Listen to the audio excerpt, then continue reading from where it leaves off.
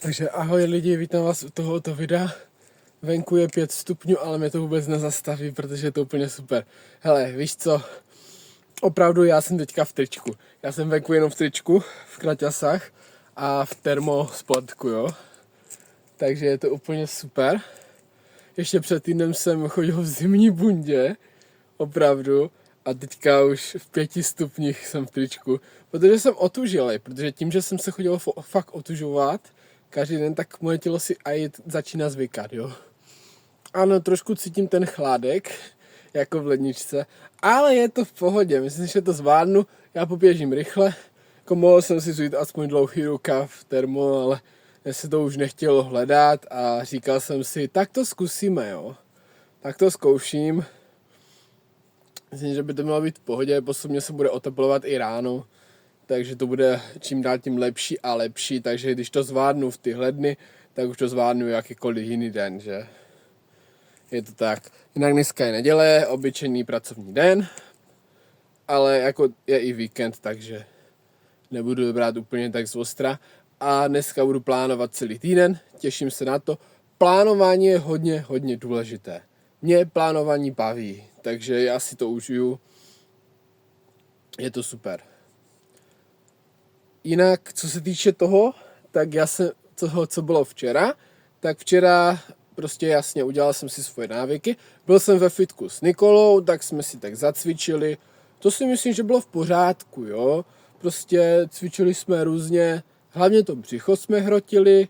Nevím, proč Niky tolik hrotí břicho, ale spíš já bych měl hrotit břicho. Ale já si myslím, že mám hezké břicho, že to není zase tak hrozné. No, jinak opravdu snažil jsem se, aspoň dělali jsme i bench, i dřepy, takže to bylo fakt super. Ale nebudeme zacházet do detailu. Potom jsme měli oběd s rodinkou, ten byl taky hustý, jako byla paprika plněna. Dobře. Potom po obědě jsem se učil a k večeru kolem těch 5 hodin jsem šel na bazén. Bylo to fakt super, na kryťák jsem šel a tam jsem prostě plaval. Zvládnu se třeba 12 bazénů za 6,5 minuty. Myslím si, že z začátku na tom není nic špatného, že to je celkem v pohodě čas. No a myslím si, že jsem si to fakt užil, že na tom není nic hrozného, jo, prostě jsem si zaplaval. Potom po plavání jsem se sprchoval a samozřejmě byl jsem nahej. Mě strašně baví být nahej a díval jsem se do zrcadla na svoje tělo a víš co, já se líbím prostě. Já se sám sobě líbím a myslím si o sobě, že jsem hezký a mám krásné tělo. Jo, jasně, mohl bych se trošku zbavit toho špeku tady, aby šli vidět břišáky, to by bylo ještě úplně eno, jo, ale zadeček už mám fakt pěkný, jo. Fakt už se mi líbí, takže je vidět, že se rýsuje a chci samozřejmě mít větší zadeček, že chci mít bubble butt, ale už teď jako si myslím, že mám hezký zadek, jo. Takový male, takový hezu, jo. Mně se líbí. Hele, mně se líbí, samozřejmě může být hezčí, ale už to, co je teď, tak wow, tak je krásný. Jo, už tak, vole, jsem se utíral ručníčkem a kolem mě chodili nějací chlapi, jo, byl tam i Ranek, jako nechtěl jsem ho zdravit, protože mi to bylo blbé, když jsem byl nahý, tak jsem ho nechtěl zdravit, ale viděl můj zadeček, nějaký chlap viděl můj zadeček, jo, takže prostě je mi to jedno, ale prostě si řekli, wow, tak ten má velký zadek, ten je hezký. Jo, protože mám oholený zadeček a oholený je strašně hezu, takže mi se to líbilo. Sorry, že tady mluvím o zadkách, jo, sorry, trošku mi stojí pindě, ale to nevadí.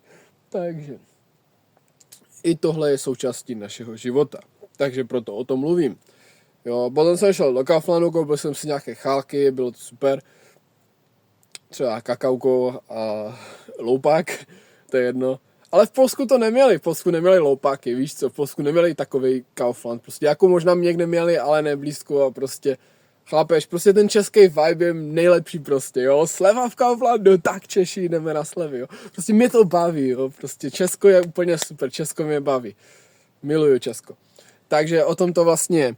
No a potom vlastně jsem byl doma a tam už všechno v pořádku, Jo, ještě jsem se trošku díval na YouTube, ale to nevadí. Ale dneska bude fajný den, dneska budu hlavně plánovat celý týden, je to super, jo. Už je to lepší, když je lepší počasí venku, tak také používám k tomu ruce na gestikulaci, jak můžeš vidět, jo. Což je úplně super, baví mě to, baví mě můj život a let's fucking go, ještě budu klikovat, let's fucking go, jo, no, ty píčo.